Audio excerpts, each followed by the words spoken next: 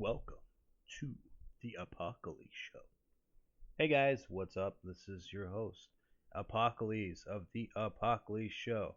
It's hard being number one on Spreaker, but if I don't be number one on Spreaker, if it's not me, it's going to be someone else. So I figure I'll give that opportunity to myself because that's how I roll.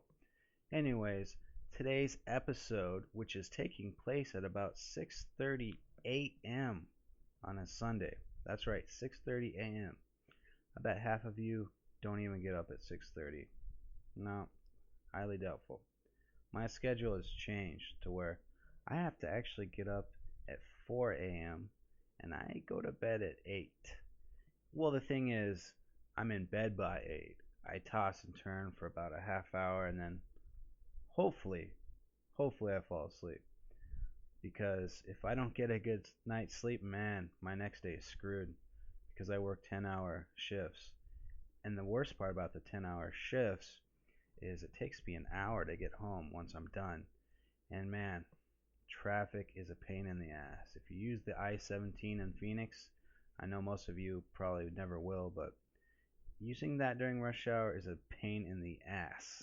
So, anyways, this is my Sunday podcast, and I want to just say hello to everyone out there, and let's get this show started, huh?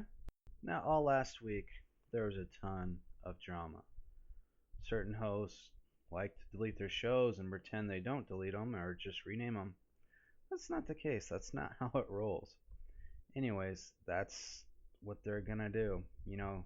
Drama seems to find those who enjoy it and partake in it. I don't think there's really many innocent people out there when it comes to drama, although I would say there's probably a handful, but just don't let it get to you. Don't be one of those people that's what their life revolves around is drama and talking about other people. That's, their whole goal is to get back at people, not really build up themselves.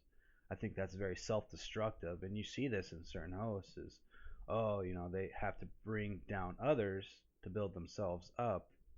Well, you can do that, but basically, you're riding the coattails of others, and well, good luck on that. Unfortunately, I would say, 9 days ago or something, Goofy did a show, and in this show, he was basically trying to prove another host wrong. He's taking the wrong approach here. What he needs to do is ignore them. Do better. Don't be a pussy and just sign off and chimp out, get all mad. I want you all to go to Goofybone's show on Spreaker. Just type in Goofybone, you'll see a show. Listen to that very last episode. It's just sad. I mean, he's just trying to prove someone else wrong instead of building up his empire, instead of building up his show. All he needs to do is just get rid of those clips about her. Just talk about other people, do better things, rise to the top. Don't just quit. Now, a lot of it could just be comedy. I'm not sure. It's really hard to tell with Goofybone. I don't know whether he's serious half the time. I just assume he's slightly serious, but who knows? He wears a nerd hat. He has a cholo mustache. So, really confusing to me. But anyways, he puts on a good show, but his biggest problem is he uses someone who he hates as their clips. I mean, constantly. You hear that person's voice throughout his show, and I think, honestly, he can do better. He can do a lot better. He has a pretty decent staff. Well, Mech is pretty much the only one that really converses with him on a constant basis. The other hosts on the show sometimes chime in. There's Cap. I think she plays like Animal Crossing, which I've never heard of this game. I have not really played many console games since PlayStation 2, and I got that stolen twice about 8 years ago or so. And so I was like, okay, I'm done with these consoles because people keep stealing shit from me, and I'm not going to go out and buy a new system just so that can get stolen from me. So what I do is I stick mostly to the computer and play computer games, but even then I don't really play a whole lot of computer games, especially now with my schedule that's insane. But anyways, Goofy, don't be that guy. Don't be a pussy. Even someone you call a good friend called you a pussy, and she was right to call you that. The thing is, just build your show. Do what you gotta do. Fine if you have to include that person who you really hate, do it to a very minimal extent. Someone who is very popular on iHeart ignores that person publicly. I mean, and she does great. She has multiple shows on iHeart. She doesn't let this person get to her on the air, and you know what? This person that everyone hates, she does a lot of shows on everyone. She's not this innocent person, and so she says she doesn't delete shows. Yeah, she does, and it's just what it is. I just say avoid all that. Build your empire, get better, promote your show. Another show, which is really good, is Weekend Edition with Rick and Deano. This show comes on twice a week. Usually the weekends, Friday, Saturday. It used to come on Sunday, but there's only so much you can talk about in a certain amount of time. Lately, it seems like they've been doing one show a week because I think Dino has the AIDS or something because he's always sick or he has some excuse or someone has an excuse. But anyways, check out the Weekend Edition. It's on Dino's Fuck You Network. If you don't know these people, just give them a listen. It's always worth a shot. So here's my news segment. Okay? I'm going to read a few headlines and give some commentary. Some of the latest headlines include Homeland Security Secretary. Illegals have earned the right to be citizens. No, I don't agree with this at all. I believe that just because someone's here doesn't mean that they have earned the right, because most of the time these people don't pay any taxes like everyone else has to. So I believe in order to be a citizen here, you have to have some sort of record of actually paying taxes. And I think demographically, just to keep, having this border open and all that, it's not going to be good for the country in the long run. I mean, you don't want this country to become the United States of Americanos, because some of the similar problems we see in Mexico will just be here. We'll have a lot more corruption, more poverty, less stuff being created, and I just don't think that it's a good idea. Now, I'm not against certain people becoming citizens. I like the hard workers. I like the smart people of the world coming here and earning their keep, and I think those are the people we need. Anyway, so that's how I feel about that certain headline. The House Republicans to offer broad immigration plan. Now, the Republicans' problem is that they're kicking their base in the head by doing this. A lot of these immigrants that the Republicans are trying to pander to, like 90% of them are Democrats. It's silly. For whatever reason, these Mexicans, you would think that some of them would be Republicans because a lot of them have the Catholic conservative background, but I guess that's not good enough, and so a lot of them just go to the Liberal Party, and that is what it is. So I don't think that the House Republicans should really focus on this. They really should focus on the economy, which is really hurting, and because they're not, it's just a mess right now. Now the U.S. braces itself for the coldest month of the century, with all these Arctic blasts, and fears grow for the Super Bowl Sunday. Now come on. Yes, for all you suckers out there that don't live in a nice place like I do, like Phoenix, Arizona, you're probably suffering. But you see, I realized pretty quick I don't want to live where there's a lot of snow. Why? Because I'm not going to get up every morning to shovel, the snow out near my car. I mean, that's just silly. Or, drive off a cliff because, there's just so much snow, it compacts, turns to ice, and all that crap. No thanks.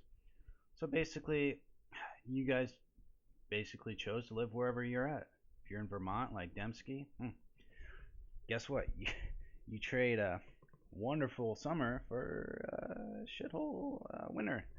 That's just how it goes. So you are where you are, and I don't know what to do about the Super Bowl. I mean, it's these are professionals, so they'll adapt. I mean, who cares if it's like, 0 out? It might be snowing. Hell, that should be a challenge. These people get paid millions, and it's what just a few hour game, and they're running around. Who cares? NSA also serves economic interests. Snowden interview. Well, yes, NSA serves the government, so they'll use whatever they get through wiretapping and surveillance to bolster whatever it is they promote. So whether it's economic interest, foreign policy interest, that's all it is. It really doesn't matter. That's not something we didn't already know. Now, Putin, a better president than Obama, according to Mitt Romney. I think so. I'm one of the few people that really like Putin because he's one of the few leaders out there that really stands up for Christians. And you guys are probably thinking, oh, what? I mean, most of you guys probably think, oh, the gays, all this. Basically, Putin is trying to protect children against a lot of the gay propaganda towards it. I mean, and I don't think this neoliberalism about the homosexuality causes needs to be exported everywhere. I mean, Russia is what it wants to be. I mean, the people have a strong faith in the Russian Orthodox Church, and that resonates with most of them, so they run their country how they see fit. And I think Putin is a master geopolitical mastermind, and he prevented us in some ways, I think, from attacking Syria, which I think Obama, that would have been a big mistake because in doing that, you protect the Al Qaeda Sunnis in Syria, and it's not a good idea at all. So I think Putin is just represents his people the best he knows how, and I think his people really love him in that respect. The next headline is Arizona sheriff inmates who defaced flags to get only bread and water. I mean, this is more of a patriotard thing. I mean, a flag is. I think it's more of an idol thing, like an idol worship. I don't think flags are, I don't know how to say this without being offensive. I mean, to me, it's just not a big deal. I mean, they're obviously doing it for attention. I'm not sure if there's even much flag, destruction inside these jails or prisons, but according to him, there is. And anyways, we have bigger fish to fry than worrying about who's defacing flags. I think. I mean, there's a lot of problems we need to be focusing on out here in Arizona. Next headline. The world is catching emerging markets flu. UK and US shares take a hit as plunging currencies worry global investors. Well, the Wall Street's controlled by the few, and it's going to do as it does. I believe that Walmart is way too high, and it's going to naturally adjust by going down a few thousand points. But the Wall Street does not reflect the current economic crisis because a lot of people are poor in America. I think we have something like 37% real unemployment because a lot of people just quit looking for jobs, and the government just kind of put that in their stats to bump, oh, hey, yeah, what, we're at 7% unemployment. No, they're full of shit. Never trust what the government has to say. Always question it. The next thing is Ecuador firm on reducing U.S. presence and spies. Well, here's a problem with Ecuador. Now, they can get strong-armed on all this and say, hey, stop it, U.S., but the U.S. technology is too great. I mean, certainly you can stand there and say, hey, stop it, U.S., don't spy on us. We don't like you spying on us. We're taking a stand against you. Yeah, guess what? You can do that all you want, but our technology is too great. I mean, they can bug his office, his aide's office, all the generals in Ecuador, all that. I mean, it doesn't matter what you want. You know, for us to stop this from happening, it has to come from within the U.S. government because our technology is way too great. So that's really up to us to stop that. Now, the next headline is Extremist Religion is at root of 21st century war, says Tony Blair, the ex-premier of Anglo-Stan, aka England.